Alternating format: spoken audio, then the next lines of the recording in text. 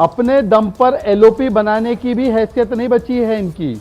ये इनकी असलियत है। अच्छा शहजाद, दूसरी बात महाराष्ट्र ये पे है इतना कि फोकस देखिए, किया कि दो झारखंड छूट अलायंसेस गया। है। नहीं आनंद जी, झारखंड में देखिए, पहले तो ईवीएम बिचारी को अब दोष देने का कोई अवसर नहीं बचता, क्योंकि झारखंड में ईवीएम ठीक है और महाराष्ट्र में गड़बड़ है। अगर ऐसा कोई बोलेगा तो वो पागल कहलाएगा।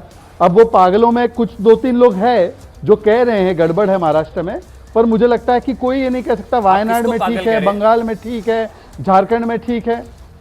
किसको पागल कह रहे हैं आप? मुझे लगता है जो भी ईवीएम को गड़बड़ कहेगा आज की तारीख में, वो पागल ही कहलाएगा। और महाराष्ट्र के लोग तो ऐसे पागलों को पहले ही पहचान चुके हैं। अच्छा, ये तो दिल्ली वाले उनको थोड़ा सा ज्यादा माइलेज दे देते थे। ये आप जो है नाम नहीं ले रहे हैं, लेकिन बैलेट पेपर से चुनाव कराने की मांग सुबह सुबह किसने की? आप उन्हीं के लिए कह रहे हैं ना, ये विचार उन्हीं के लिए है कि बैलेट पेपर से दोबारा चुनाव कराने चाहिए। मैं कह देता हूं, संजय राउत से बड़ा जोकर इस देश में नहीं है। महाराष्ट्र के लोग ऐसे जोकरों को पहचान चुके हैं। ये जोकरों की वजह से, ये संजय राउत हो गए, प्रियंका चतुर्वेदी हो गई, ये इन लोगों की वजह से ही उद्धव सेना डूब गई। साथ थे तो जोकर नहीं थे, आपके साथ थे। दूसरी बात, अच्छा एक और नहीं, हाँ ठीक है बोलिए, आप बोलिए, फिर मैं पूछता हूँ। मैं तो पूछ रहा था शहजाद की पागल कौन, पगला कौन, मुख्यमंत्री की कुर्सी पर अगला कौन? वाह, पागल कौन, पगला कौन? पागल कौन, पगला कौन, मुख्यमंत्री की कुर्सी पर अगला वो जो तय करेंगे तीनों पार्टी के, हाँ, तीनों पार्टी का शीर्ष नेतृत्व। मतलब कि बीजेपी की पार्लियामेंट्री पार्टी, एकनाथ शिंदे जी और अजीत पवार जी विधायकों के साथ मिलकर, हम लोग मिल बैठकर तय करेंगे कि अगला मुख्यमंत्री पर महायुति का ही मुख्यमंत्री होगा।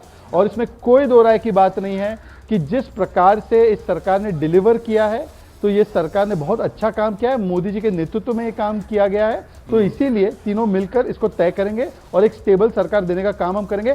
आप ये पूछिए अगला एलओपी कौन होगा महाराष्ट्र का? नहीं, उसको इन लोगों को पूछिए एलओपी कौन? उसकी चिंता, हरियाणा में एक पार्टी एलओपी नहीं बना पा रही। उसकी चिंता तो तब करेंगे जब आपकी कुर्सी सेफ होगी ना। देवेंद्र फडणवीस जी तो ये कहते हैं कि जो कुर्सी मिले उसी को, उसी में एडजस्ट हो जाओ, उसी में कंफर्टेबल हो जाओ। लेकिन अब आप कितने में कंफर्टेबल होंगे? क्योंकि आप ये मानेंगे कि बीजेपी को घड़ी चाहिए या धनुष बाण चाहिए। बिना इन दोनों के आपकी भी सरकार नहीं बनेगी। फिर आप वहां दरवाजे तक पहुंचे, हाथ को आया मुंह ना लगा, ऐसा वाला हो जाएगा आपका। देखिए ऐसा तो नहीं है ना परिस्थिति। हम लोग तो आप ही से प्रेरणा लेते हैं आनंद जी, हम लोग आपसे प्रेरणा लेते हैं। आप कहीं पे थे तो पहले आप एग्जीक्यूटिव एडिटर थे, कहीं मैनेजिंग एडिटर बनते, तो पद में क्या रखा है? कद इतना बड़ा है आपका, आप जहां जाते हैं रोशन करते हैं। वैसे फडणवीस जी है, पद के वो मोहताज नहीं है, उनका कद इतना बड़ा है कि महाराष्ट्र के सबसे चाहते नेता है वो। तो इसलिए मुझे लगता है कि उनको कोई पद के लिए वो मोहताज नहीं है, वो ना पद के पीछे। कृष्णा हेगड़े जी से पूछते हैं, एकनाथ शिंदे जी भी ऐसा ही सोचते हैं कि पद के मोहताज नहीं है, कद से बहुत बड़े हैं। इतना तो मानना पड़ेगा कृष्णा हेगड़े जी कि एक टाइम था कि कौन है एकनाथ शिंदे।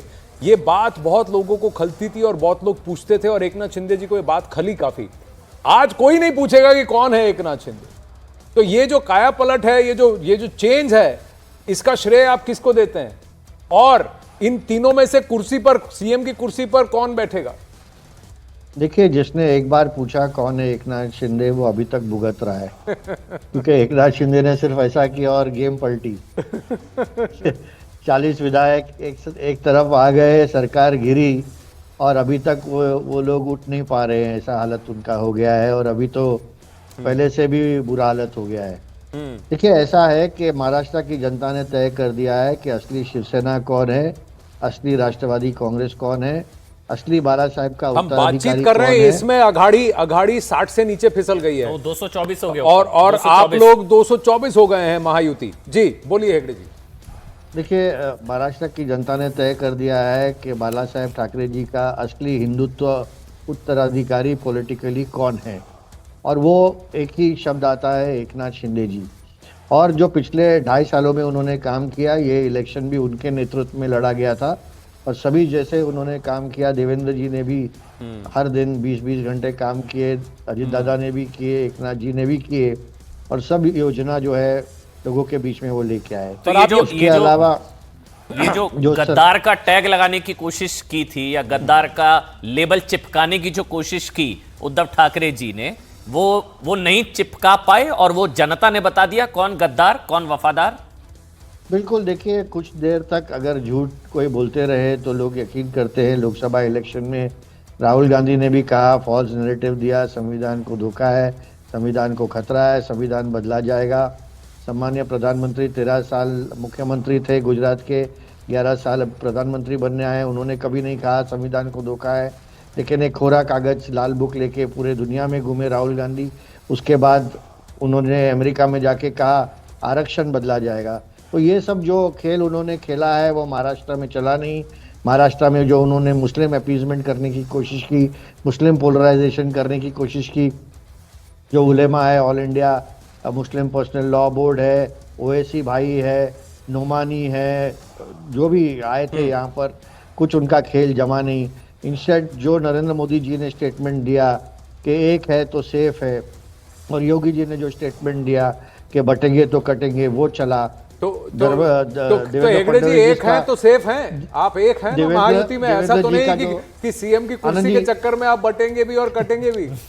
नहीं, बिल्कुल नहीं। देवेंद्र जी ने भी स्टेटमेंट दिया, धर्म युद्ध है, और वो चल गया सब स्टेटमेंट। उसके अलावा जो काम हमने किया, जो 2.5 साल काम हमने किया सवाल टाल रहे हैं सभी सेक्शंस ऑफ सोसाइटीज के लिए, वो सीनियर सिटीजन के लिए हो या महिला। मेरा प्रश्न हेगड़े जी क्या था कि सीएम की कुर्सी के चक्कर में आप बटेंगे और कटेंगे तो नहीं? बिल्कुल नहीं, हम एक साथ है, 3 भाई है, एक रोटी है, मिल बांट के घर पे खा लेंगे। कोई एकनाथ शिंदे जी का कहना है कि तीनों पार्टियां मिलकर महाराष्ट्र के अगले सीएम का नाम तय करेंगी। आप मानते हैं इसको? नहीं, बिल्कुल। देखिए, शिवसैनिक होने के नाते मुझे यही विश्वास रहेगा कि एकनाथ शिंदे जी फिर से कंटिन्यू हो जाए, मुख्यमंत्री बने। लेकिन भारतीय जनता पार्टी का भी हक है, उन्होंने भी ज़्यादा सीट जीता है, देवेंद्र जी ने भी बहुत मेहनत की है, तो उनका भी हक है कि वो अपना मुख्यमंत्री, उनके कार्यकर्ता को लगे कि उनका मुख्यमंत्री है। नहीं, लेकिन तीनों पार्टी के जो महायुति के नेता जिसकी ज्यादा संख्या उसका सीएम नहीं होना चाहिए, मतलब ऐसा नहीं होना चाहिए, यही कहा भी गया था मेरे ख्याल से। नहीं, तीनों पार्टी के नेता बैठ के तय करेंगे। भारतीय जनता पार्टी का हाईकमांड बैठ के तय करेगा कि अगला मुख्यमंत्री कौन होगा। जो भी होगा वो ऐसा व्यक्ति होगा जो महाराष्ट्र को आगे लेके जाएगा, महाराष्ट्र की इकोनॉमी को आगे लेके जाएगा। महाराष्ट्र एक बार सुना देते हैं, एकनाथ शिंदे जी को सुना दे, फिर शहजाद आपके पास आएंगे। एक बार सुना दीजिए एकनाथ शिंदे जी को क्या कहा है उन्होंने सीएम पद को लेकर, सुनिए। अंतिम निकाल आ रहे हैं और जब पूरे आंकड़े आ जाएंगे तो जैसे हम चुनाव लड़े साथ में सभी के समन्वय से सब एकजुट होकर, वैसे ही आगे का भी जो निर्णय है हम लोग तय कर लेंगे। कोई ऐसा हमारे में दावे नहीं है। सर, बीजेपी का ये कहना है कि जिसकी ज्यादा नंबर होंगे उनका मुख्यमंत्री होगा, तो क्या इसको सपोर्ट किया जाएगा? ऐसा कोई भी हमारा तय नहीं हुआ है अभी। पहले तो अंतिम फैसला जो है, अंतिम आंकड़े आने दो, उसके बाद हम तीनों पार्टी बैठेंगे। हमारे वरिष्ठ जो है वो प्रधानमंत्री जी है, पीटीआई दादा लगे ना, पीटीआई भाई है, नड्डा जी, और सब हमारे जो तीनों पार्टी के प्रमुख लोग हैं, हम बैठेंगे और उसके बाद जैसे हम चुनाव लड़े साथ में एकजुट होकर